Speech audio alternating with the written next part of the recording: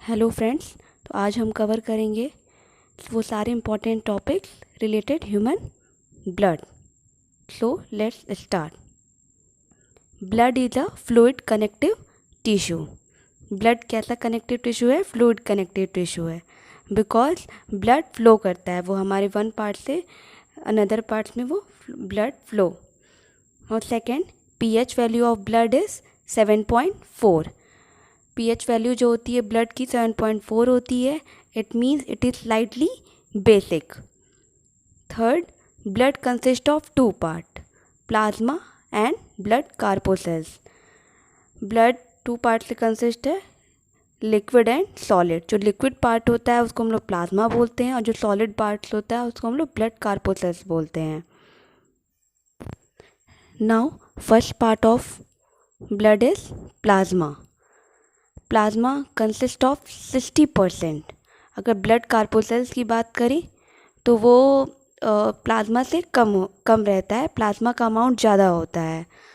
It is the liquid part of a blood. It consist of 90% of water, 0.9% of salt, 0.1% of glucose and other substance. सबसे ज़्यादा जो plasma में पाया जाता है वो वाटर होता है, at least 90%। Next, transportation of digested food, hormones and excretory product from one part two another part. Plasma का ये फंक्शन है कि ये ट्रांसपोर्ट करता है डाइजेस्टेड फूड को, हार्मोन्स को और हमारे एक्सक्रीटरी प्रोडक्ट को वन पार्ट से अनदर पार्ट में। Now serum. अगर प्लाज्मा में से प्रोटीन को निकाल दिया जाए तो वो सीरम बन जाता है। तो fibrinogen and protein is extracted out of plasma. तो सीरम क्या है? जब प्लाज्मा में से प्रोटीन एब्सेंट कर दिया जाए या उसको रिमूव कर दिया जाए तो that is not plasma, that is वो सीरम बन जाएगा। Now second part of a blood is blood corpuscles. It is a solid part of a blood. Blood का ये सॉलिड पार्ट होता है और कितना होता है? ये 40% होता है, प्लाज्मा से कम होता है। It consist of 3 part, RBC, red blood cell, WBC, white blood cell and platelets. इसको वन बाय वन डिटेल में पढ़ेंगे। First is RBC. आरबीसी को हम इरिथ्रोसाइट्स भी बोलते हैं। आरबीसी का शेप क्या होता है? बाइकॉनकेव। न्यूक्लियस, तो nucleus is absent in RBC except camel and llama. Formation, RBC बनता कहाँ पे है? बोन मैरो में। लाइफ स्पान कितनी होती है आरबीसी की?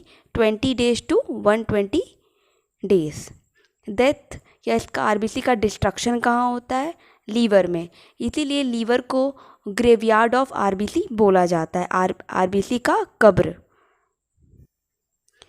Y blood appear red in colour? Blood red colour का क्यों होता है? क्योंकि उसमें हीमोग्लोबिन होता है।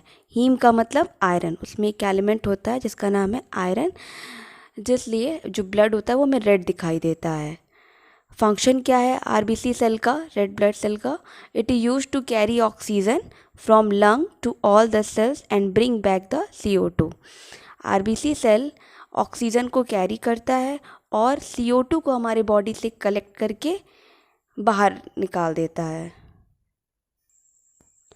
और disease which is called deficiency of haemoglobin. अगर हमारे बॉडी में हीमोग्लोबिन कम हो जाए या ब्लड कम हो जाए तो कौन सा डिजीज़ हो जाता है? वो अनीमिया कहलाता है, that is called anaemia.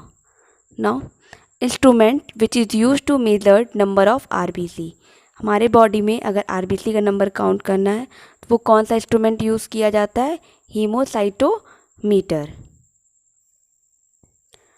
WBC, इसको हम वाइट ब्लड सेल भी बोलते हैं और it is also called leucocytes. Shape इसका क्या होता है? इरेगुलर। डब्ल्यूबीसी का कोई भी शेप नहीं होता है। फॉर्मेशन कहाँ फॉर्म होता है? बोन मैरो में। आरबीसी भी बोन मैरो में और डब्ल्यूबीसी भी बोन मैरो में। Life span 2 to 4 days। Nucleus is present in WBC. RBC में न्यूक्लियस एब्सेंट था, डब्ल्यूबीसी में न्यूक्लियस प्रेजेंट होगा। फंक्शन क्या है इसका? Protect the body from disease. WBC का फंक्शन है कि हमें जो बीमारियां होती हैं उससे लड़ने की ताकत देता है। एंटीजन और एंटीबॉडी भी प्रोडक्शन डब्ल्यूबीसी ही करता है। WBC is of various type. WBC भी कई सारे टाइप के होते हैं, लेकिन हमें वो टाइप्स नहीं पढ़ने हैं। 60-70% part of WBC made up of neutrophil. Neutrophil का काम क्या है? Which engulf bacteria.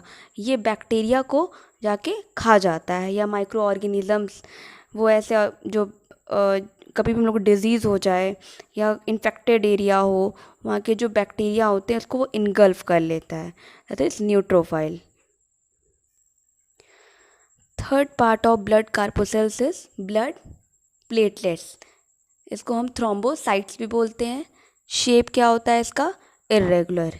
आरबीसी का बाइकॉनकेव था, WBC का इर्रेगुलर था, और ब्लड प्लेटलेट्स का भी कोई शेप नहीं होता है, it is irregular. Nucleus absent. RBC में भी न्यूक्लियस एब्सेंट था और ब्लड प्लेटलेट्स में भी न्यूक्लियस एब्सेंट होगा। Formation bone marrow.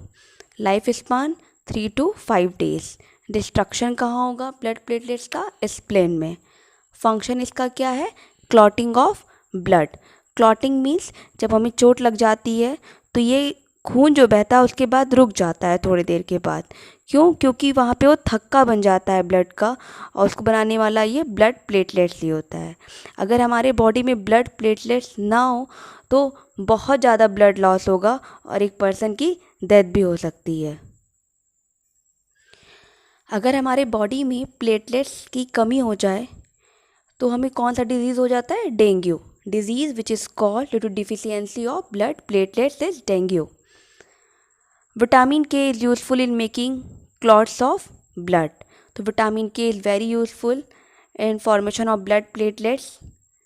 Protein which help in clotting of blood is fibrinogen. ये भी पूछा जाता है, बहुत इंपॉर्टेंट है कि कौन सा प्रोटीन प्रेजेंट होता है जो ब्लड को क्लॉट कर देता है या थक्का बना देता है या जमा देता है, वो फिब्रिनोजन होता है। कुछ क्वेश्चन हम ब्लड ग्रुप के बारे में जान लेते हैं। It was discovered by Karl Landsteiner. ये भी बहुत बार पूछा गया है कि ब्लड ग्रुप कौन डिस्कवर किया था, तो वो कार्ल लैंडस्टीनर थे। मेन रीज़न क्या है कि सारे पर्सन का ब्लड ग्रुप अलग अलग होता है, क्योंकि हमारे बॉडी में हमारे ब्लड में एक प्रोटीन होती है जिसको हम लोग बोलते हैं ग्लाइकोप्रोटीन, और उसको बोलते हैं antigen. There are 2 type of antigen, antigen A and antigen B. On the basis of antigen, blood group is of 4 type. Blood group A, B, AB and O. जिस ह्यूमन ब्लड में antigen A होगा उसका blood group A होता है, जिसमें antigen B होगा उसका blood group B होता है, जिसमें एंटीजन A B दोनों होगा उसका ब्लड ग्रुप AB होता है, जिसमें कोई भी एंटीजन नहीं होगा उस पर्सन का ब्लड ग्रुप O होता है।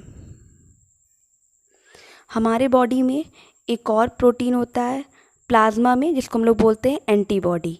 ब्लड ग्रुप A तो एंटीजन A होगा तो उसके अगेंस्ट, उसके अपोजिट एंटीबॉडी होता है। अगर एंटीजन A है तो एंटीबॉडी B होगा, अगर एंटीजन B है तो एंटीबॉडी A होगा।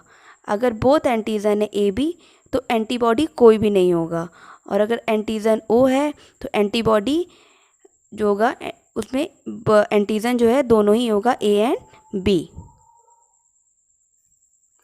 So blood group O is universal donor and blood group AB is universal receptor। blood group O वाले लोग जितने भी होते हैं जिनका blood group O होता है वो किसी को भी blood donate कर सकते हैं, किसी भी blood group को blood donate कर सकते हैं। और blood group AB वाले जितने भी होते हैं वो रिसेप्टर होते हैं, वो किसी भी blood group का blood रिसीव कर सकते हैं। RH फैक्टर, RH फैक्टर भी एक प्रोटीन है जो हमारे ब्लड में पाया जाता है। डिस्कवर कौन किया था? लैंडस्टीनर एंड वेनर ने। किस में ये डिस्कवर किया गया? पहले रेसस मंकी में, इसीलिए इसका नाम ही पड़ गया RH फैक्टर। जिस ह्यूमन ब्लड में RH पाया जाता है, ये प्रोटीन प्रेजेंट होता है, उसको हम लोग बोलते हैं RH पॉजिटिव। जिसमें ये RH एब्सेंट होता है उसको हम लोग RH निगेटिव बोलते हैं। RH से रिलेटेड एक डिजीज़ है एरिथ्रोब्लास्टोसिस फिटलेसिस, बहुत बार पूछा गया है।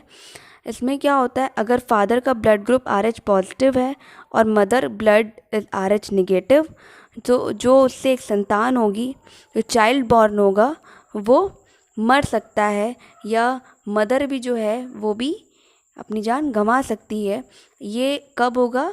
पहली बार में तो कोई रिस्क नहीं है, लेकिन सेकंड चांस जब होगा तो ये बेबी के लिए भी खतरा है और माँ के लिए भी खतरा है। तो उस डिजीज़ को क्या बोलते हैं? इरेथ्रोब्लास्टोसिस फर्टिलिसिस।